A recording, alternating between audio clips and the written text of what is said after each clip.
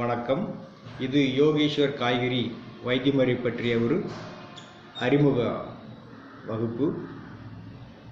இதில் நம்ம 12 விதமான காய்கறிகளை பற்றி ஒரு முக்கியமான தகவல் சொல்ல விரும்புகிறோம்.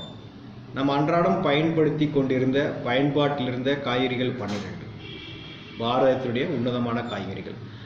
அதில் பார்த்தீங்கன்னா முதல்ல வெண்பூசணி, கத்திரிக்காய், கொத்தவரங்காய், புடலங்காய், அரசாணிக்காய், கோவக்காய், முருங்கைக்காய், பீர்க்கங்காய், கொப்பரை தேங்காய், எலுமிச்சை, வெண்டை, வாழைக்காய் ஆக 12 காய்கறிகள் என்பது மிக மிக உன்னதமான காய்கறிகள்.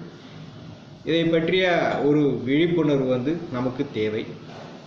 12 காய்கறிகளும் எப்படி உடம்புக்கு 12 விதமான செயல்பாட்டுக்கு பயன்படுகிறது என்பதை நாம் இப்போ பார்ப்போம்.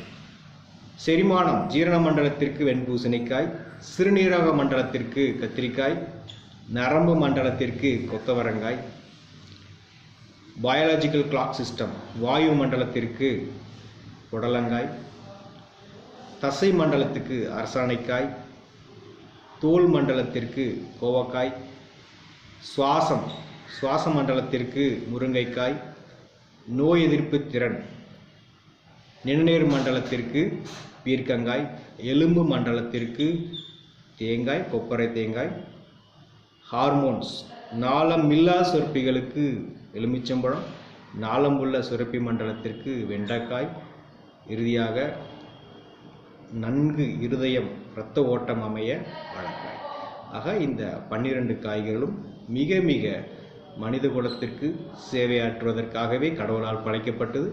அனைவரும் இந்த நம் பாரத நாட்டினுடைய காய்கறிகளை எடுக்கக்கூடிய ஒரு பழக்கத்தை கொண்டு வந்து முழு ஆரோக்கியத்தை பெறணும்னு கேட்டுக்கிறேன். அன்புடன் நன்றி, வணக்கம்.